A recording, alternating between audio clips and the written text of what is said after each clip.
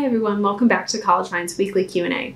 I'm Katie, and every week I spend some time answering questions that you've submitted via YouTube and our website to help you gain a better understanding of different admissions topics.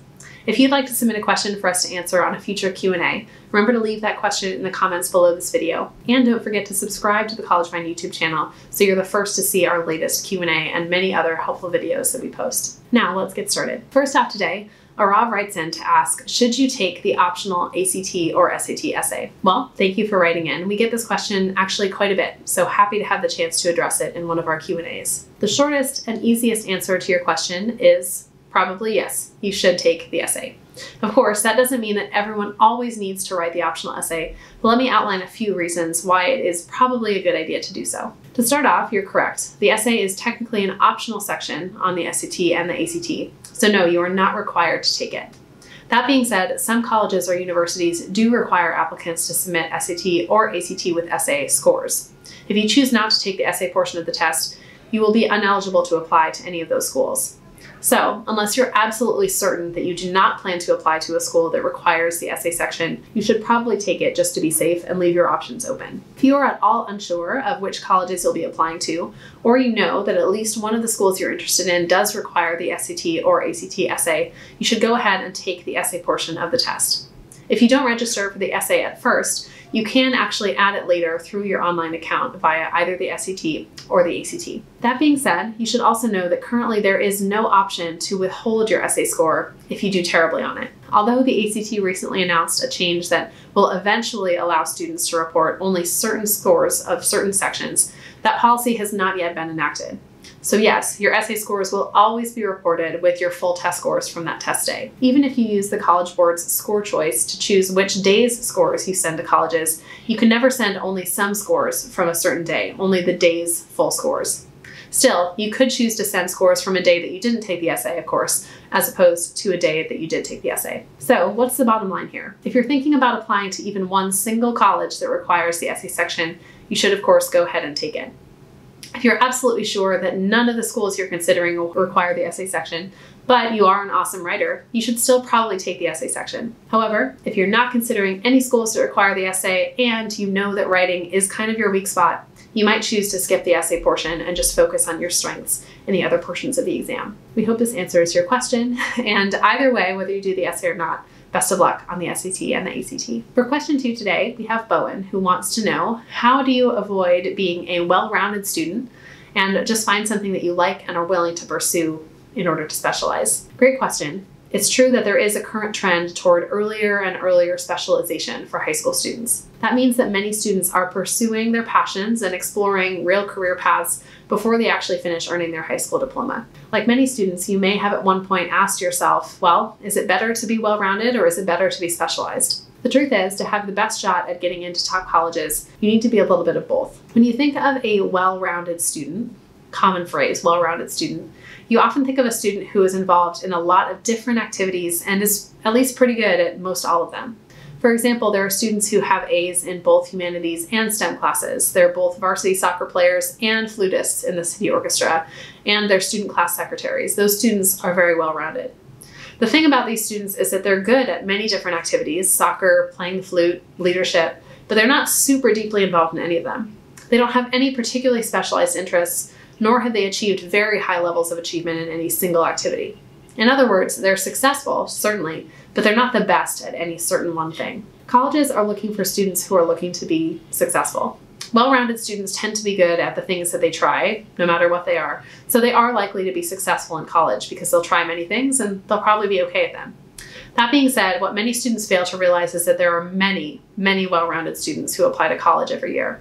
So a well-rounded profile alone probably will not make you stand out in the college admissions process. If you're already a well-rounded candidate, meaning that you have been fairly successful in a number of different pursuits, the easiest way to narrow in on a specialization is to ask yourself which activities you actually enjoy the most.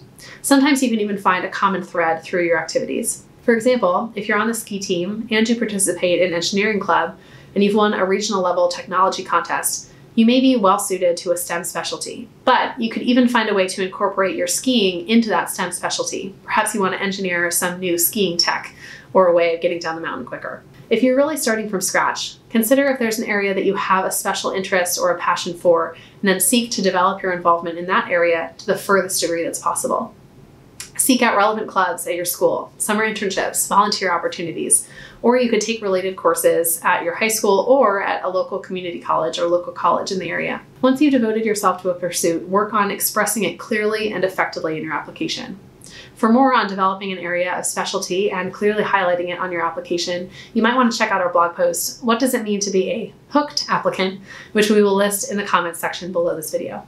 Our third question of the day comes from Sreya, who wants to know, how many colleges is too many colleges to apply to? So in general, most students apply to between 7 and 10 colleges. That number, 7 to 10, is a good number to aim for, assuming that the applications you submit do represent a broad variety of colleges. Usually you want to apply to 2 to 3 safety schools, 3 to 4 target schools, and 2 to 3 reach schools. A safety school is a school that you are likely to get into. It generally means that your statistics place you in the top 25% of admitted students from the past year at that school. A target school is a college that you have a reasonable chance of getting into.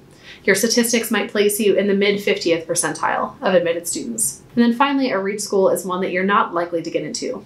This includes all highly selective colleges, no matter what type of student you are, and any colleges at which your particular statistics place you in the bottom 25% of admitted students.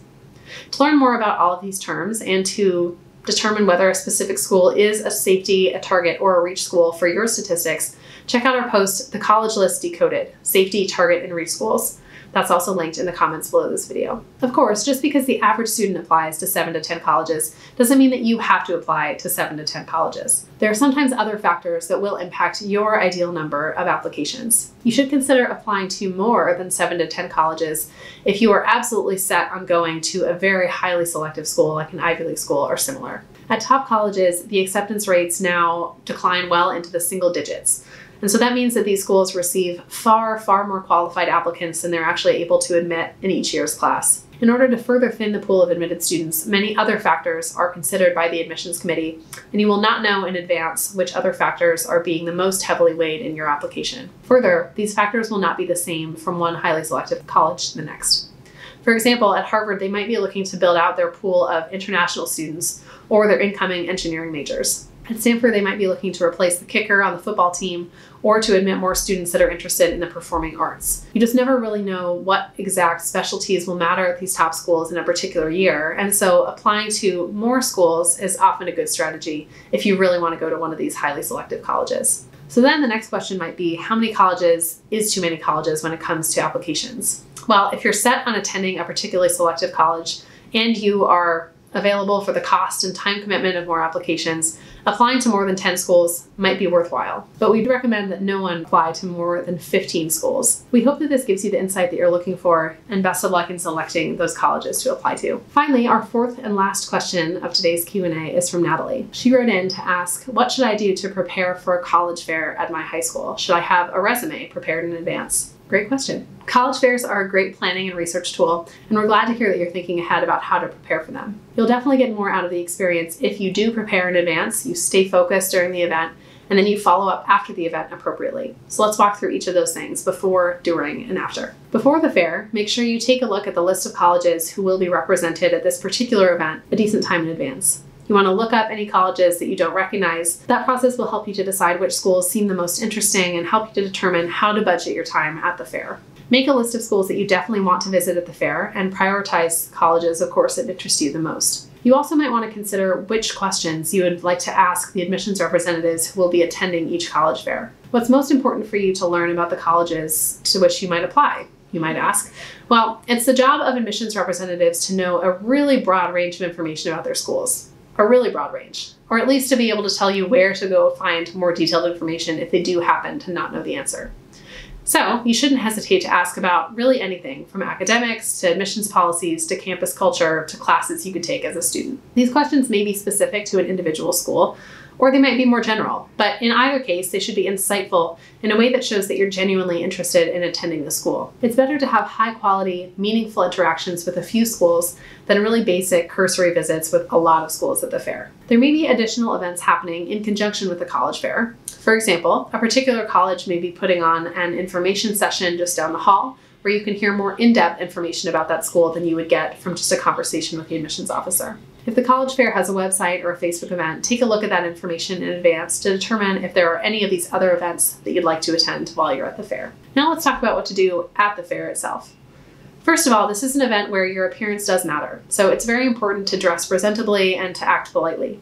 Your job at a college fair is not only to collect information about colleges, but also to make a good impression on admissions representatives from the schools that you're most interested in. So you should go to the fair prepared with a notebook and a pen. There will be lots of information that you'll want to write down as you have conversations. Bring a bag to carry all of the college brochures and other materials you collect. It's going to be a lot of them, trust me.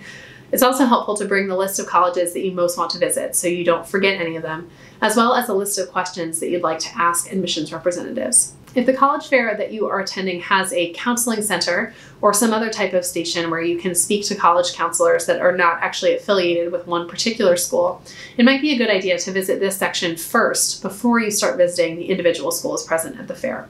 These independent college counselors may be able to give you additional insight on such matters as to which schools are the best for your intended field of study or your particular interests in college. Of course, you should visit the colleges that you're most interested in first. Once you've looked at those schools, then you can feel free to explore whatever other colleges may have caught your eye. You might, of course, discover a school that you had never heard of, that you hadn't previously considered, but that could become a really great option for your college list. Once you're able to talk to an admissions representative, ask the questions that are most important to you first. You want to use your time with these representatives wisely and prioritize the questions that benefit most from their personal perspective, things that you can't really find as easily on the website. You can look up all the basic information like the size of the student body or the average SAT score. All those things you can look up back at home, so it's not the best use of your time with that live admissions rep. At this point, you may have the opportunity to request more information, sign up for a mailing list, schedule a campus visit, find out about summer programs that the college offers, or take any other step that actually tangibly demonstrates your interest in the school. If you are interested in the school and you can do this thing, go for it. Again, showing interest and enthusiasm is never a bad thing in the admissions process. Before you thank the admissions representative and move on to the next table in the next college, there is one very important task left. That is getting the representative's business card or contact information, including the correct spelling of their name.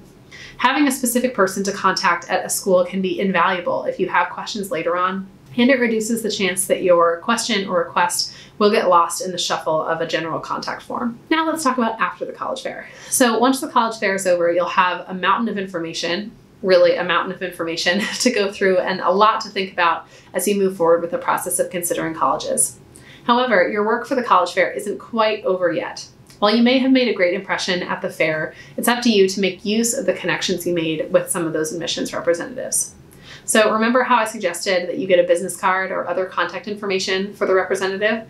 Well, this is where that contact information is actually going to come in handy. So it's a good thing that you picked up that business card. Keeping in communication with admissions representatives can be an extremely helpful step to take when you go through the admissions process, whether that's just this fall because you're a junior, or it's a few years from now because you're only a freshman or a sophomore. It's always a good idea to send thank you notes to the admissions representatives that you spoke with at a college fair.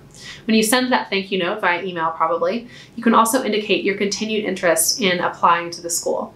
This is the polite thing to do, and also it might help the admissions representative see you as a real person that they form a memory of instead of just a name on a piece of paper. If in the future you have additional questions about the school or about your application to the school, try to get in contact with the individual with whom you've already spoken. While that person may not be able to help you at that particular time, or might direct you to someone else, at least reaching out to that person will help to keep up that personal connection, which could be a nice factor for you in the admissions process. For more about college fairs, don't miss our blog post, 20 questions to ask at college fairs, which can get you started on that question list. Well, that wraps up today's question and answer video. As always, thank you to the 4 of you who submitted questions, and hopefully this wide-ranging discussion was helpful to all of our audience. If you have a question that you want answered, remember to submit your questions for the next video in the comments below this video. And don't forget that we have an amazing resource available online if you're looking for free guidance on your essays and your application. You can visit us at app.collegevine.com to sign up for a completely free account. In the meantime, see you soon for our next Q&A.